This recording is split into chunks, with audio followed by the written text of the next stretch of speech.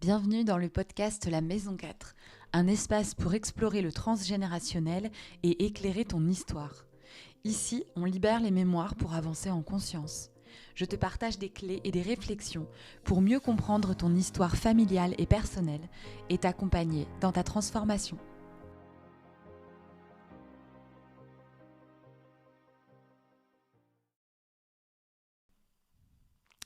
Bienvenue dans ce nouvel épisode du podcast La Maison 4. Je vous enregistre ce podcast à chaud de mon week-end de constellation familiale auquel j'ai participé.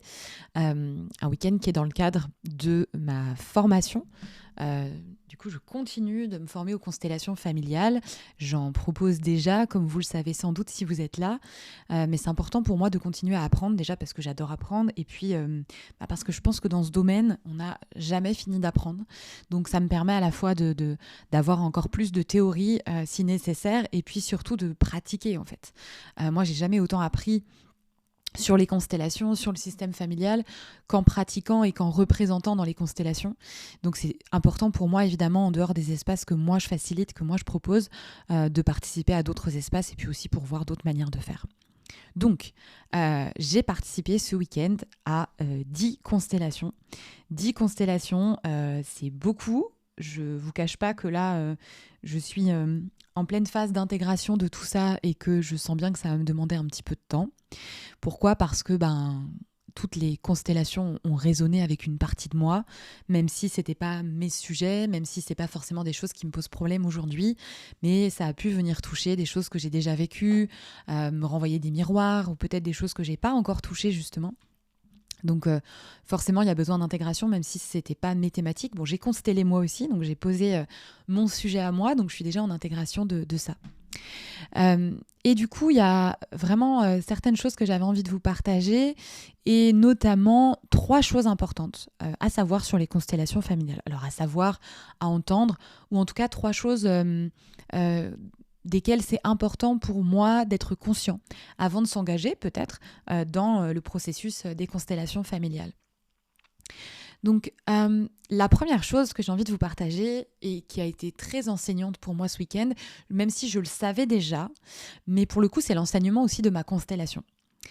Donc, ce point-là, c'est les constellations ne nous donnent pas forcément les réponses qu'on attend.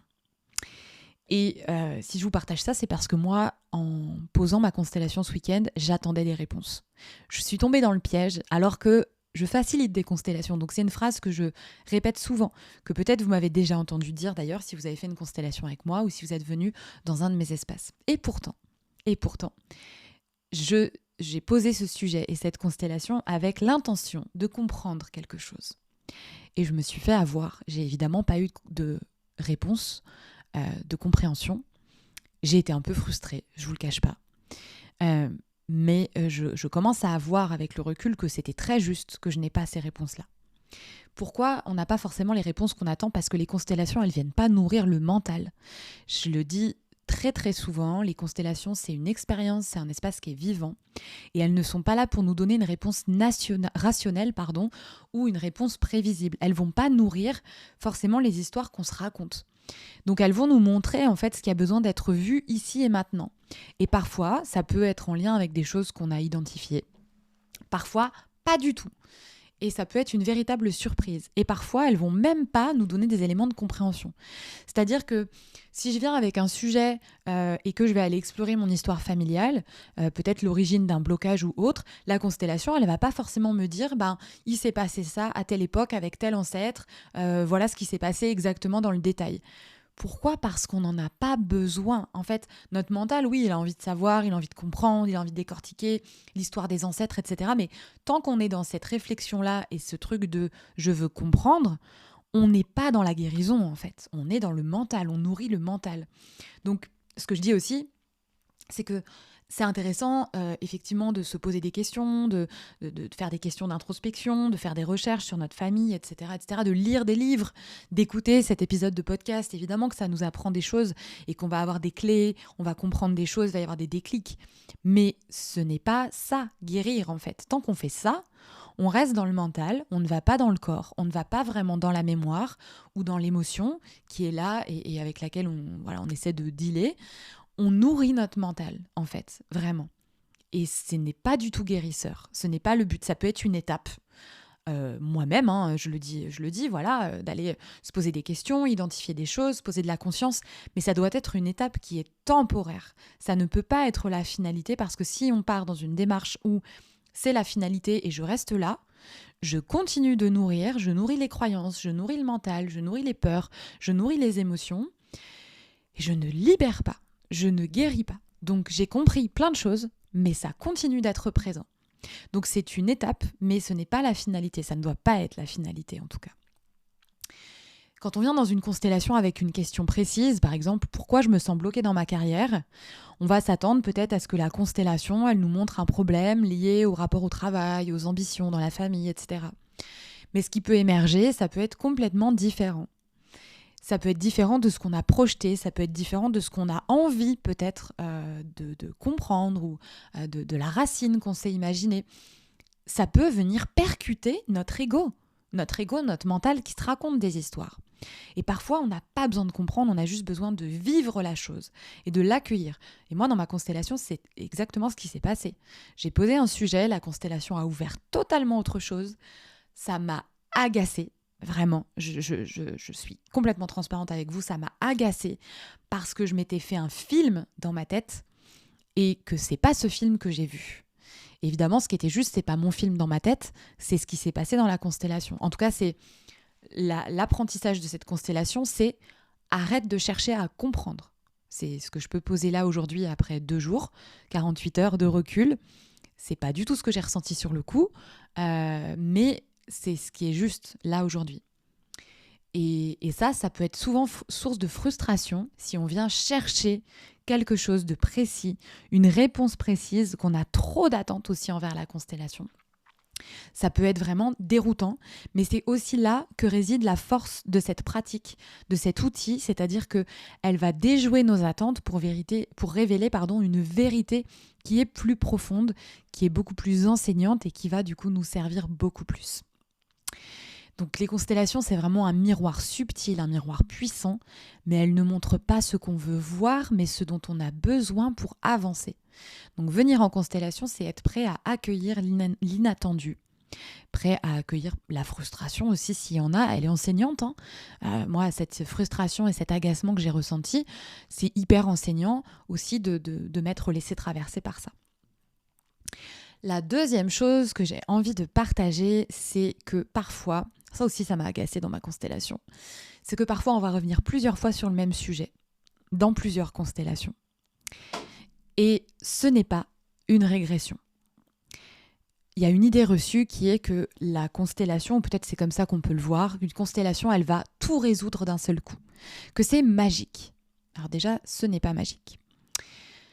Et la deuxième chose, c'est qu'on ne peut pas tout résoudre d'un seul coup, ce n'est pas possible et même c'est pas souhaitable parce que ce serait beaucoup trop en fait, ça ferait beaucoup trop de changements à la fois et ces changements, il faut quand même qu'on soit en capacité de les intégrer derrière. Une constellation, déjà, elle vient traiter un sujet. Ça, c'est quelque chose de très clair. C'est pour ça que je prends le temps, avant chaque constellation, de définir le sujet, d'échanger, de poser des questions.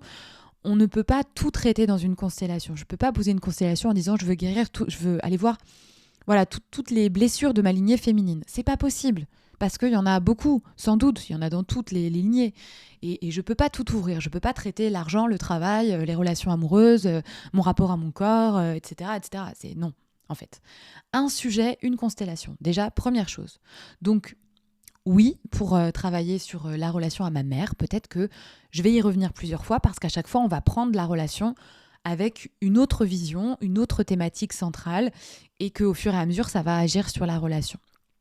Et deuxième chose, c'est possible de revenir plusieurs fois en fait sur le même sujet. Ça ne veut pas dire que la première fois ça n'a rien fait. Ça ne veut pas dire que c'est une régression. Ça ne veut pas dire qu'on est nul et qu'on n'a pas réussi quelque chose. Parfois il faut y revenir, même si c'est frustrant. Il y a une image que je trouve très parlante, c'est l'image de la spirale. Si vous visualisez une spirale qui monte vers le haut, du coup qui part du bas et puis qui monte au fur et à mesure on monte, la spirale plusieurs fois, au fur et à mesure qu'on va tourner, on va repasser au même endroit en fait. Si on tire un trait sur un côté de la spirale, ce trait il va passer à différentes hauteurs de la spirale, mais au même endroit. Et donc, pour moi, le travail de guérison, et notamment en transgénérationnel, mais de manière plus générale, en fait, dans ma vision des choses, c'est que voilà, on travaille en spirale, pas forcément en escalier. Moi, c'est plus la spirale qui me parle. Et donc, ça veut dire qu'à chaque fois que je vais tourner, je vais repasser par le même point. Je vais peut-être repasser par la même blessure, mais à un niveau de conscience différent. C'est-à-dire qu'à chaque fois, je monte dans la spirale, je ne redescends pas dans la spirale. Donc, je vais toucher plusieurs fois le même point, peut-être la même blessure, peut-être la même thématique, mais avec un niveau de conscience qui est supérieur. Et donc, je ne vais pas traiter les choses de la même manière, je ne vais pas interagir de la même manière. Et pour le coup, dans ma constellation, il y a quelque chose qui s'est représenté. Et sur le coup, ouais, ma première réaction, ça a été encore, sérieux, vraiment, est-ce qu'on est obligé d'y aller? Encore, c'est fait. J'ai fait je sais pas combien de constellations dessus, ça fait 3 ans que je suis sur le sujet. C'est bon, ok. Donc j'ai ressenti de l'agacement, première réaction. Mais ce qui a été plutôt chouette, c'est que là où ce sujet en particulier, dans le passé, a pu créer des résistances en moi, et ça a été l'objet d'une constellation entière à accepter de ressentir des choses, à accepter de dire des choses, etc. Là, une fois que ça a été identifié, qu'il y a besoin de repasser là, ça a été fait en 2 minutes chrono. C'est-à-dire qu'il n'y avait pas de résistance, les choses ont pu être dites, les choses ont pu être honorées, et c'était fini, on est passé à autre chose. Donc il y avait besoin de revenir un tout petit peu quand même sur le sujet. Certes, c'était quand même présent dans la constellation, mais ça a été beaucoup plus rapide et beaucoup moins résistant que les fois précédentes. Donc oui, niveau de conscience supérieur, mais sujet qui revient parce que sujet très très ancré, sujet très très présent, sujet qui s'est transmis, voilà, c'était en lien avec ma lignée de femme et le masculin du coup. Et donc oui, consciemment, moi j'ai l'impression que ça a été traité plein de fois, sauf que là, dans ce sujet, ça revenait et ça avait besoin d'être de nouveau vu, de nouveau honoré, de nouveau conscientisé, en fait. Voilà, tout simplement. Donc ce n'est pas une régression, ce n'est pas un échec si un sujet revient plusieurs fois. Ça montre simplement que ce sujet-là, il est riche, qu'il a de l'importance et qu'il nous appelle à explorer encore plus loin, en fait, tout simplement. Et enfin, le dernier point que j'ai envie de partager, c'est quelque chose de profondément important aussi à savoir au niveau des constellations. Les constellations ne s'arrêtent pas au moment où vous quittez la salle ou au moment où vous éteignez votre écran après une session en ligne. Ce qui se passe dans une constellation, ça continue d'agir en vous et parfois dans tout le système familial, même si on n'en a pas forcément immédiatement conscience. C'est comme si le champ des constellations, il a une intelligence propre. Et une fois qu'on a posé un acte symbolique ou autre dans une constellation, honorer un ancêtre, qu'on a réintégré une figure exclue, qu'on a prononcé certaines phrases de guérison, de libération, comme « je te vois »,« je t'honore », etc., etc., cet acte-là, ces paroles qui ont été prononcées, c'est comme si ça ouvrait une porte. Et parfois, on va ressentir directement les effets de cette porte ouverte, de cette guérison. Parfois, ça va se manifester plus tard, de façon subtile. Ça peut se manifester, par exemple, par des rêves. Des rêves qui vont nous ouvrir à quelque chose d'autre, nous donner des infos, peut-être nous donner envie d'en apprendre plus, etc., etc. Ça peut se manifester par des synchronicités, des choses qui nous ramènent à la constellation, qui nous permettent d'aller plus loin. Vraiment, pour moi, l'intégration d'une constellation, elle est aussi importante que la constellation en elle-même. Parfois, elle peut être même un peu plus... pas brassante, c'est pas forcément le mot que je voulais utiliser, mais elle va avoir de l'importance en tout cas. Parfois, c'est après la constellation vraiment qu'il y a des choses qui se passent, qu'on ressent, et comme je vous disais, que la porte s'ouvre en fait sur autre chose. Donc, c'est vraiment important, je le dis toujours, de prendre aussi en considération cette période d'intégration. La constellation ne s'arrête pas à la fin de la constellation en elle-même. Elle perdure dans le temps.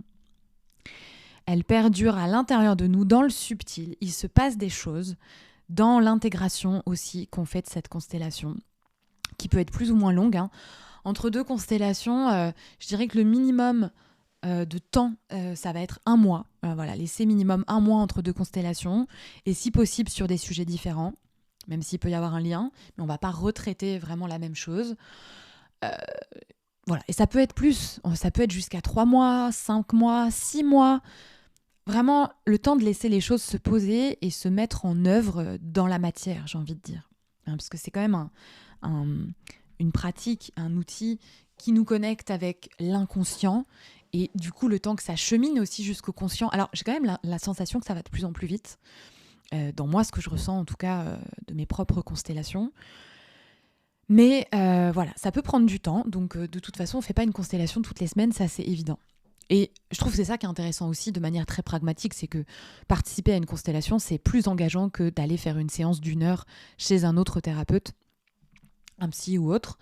Mais par contre, on n'a pas besoin d'y aller toutes les semaines. Ça vient travailler tellement profondément que les bienfaits et ce qui va bouger après la constellation, on n'a pas besoin d'en refaire une la semaine d'après. Donc oui, c'est plus engageant, mais c'est à plus long terme aussi, une constellation. Donc voilà un peu les 3 points que je voulais partager avec vous aujourd'hui. Donc les constellations sont surprenantes et nous montrent ce qu'on a besoin de voir et pas ce qu'on attend. Donc vraiment, lâcher les attentes du mental, c'est la clé. Et accepter de se laisser surprendre. La deuxième chose, donc, c'est que voilà, on peut revenir sur un même sujet plusieurs fois, mais jamais en régression, toujours avec un nouveau niveau de conscience. Et la troisième chose, c'est les constellations continuent d'agir en vous et dans votre système bien après la session. Voilà pour cet épisode. S'il vous a éclairé ou donné envie d'explorer les constellations familiales, je vous invite à partager cet épisode autour de vous, peut-être à me laisser vos retours.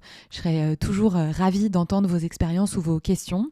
Et puis, si ça vous a donné envie de participer à un espace de constellation, le prochain, c'est jeudi matin, donc c'est-à-dire demain matin, puisque cet épisode va paraître mercredi 12 janvier.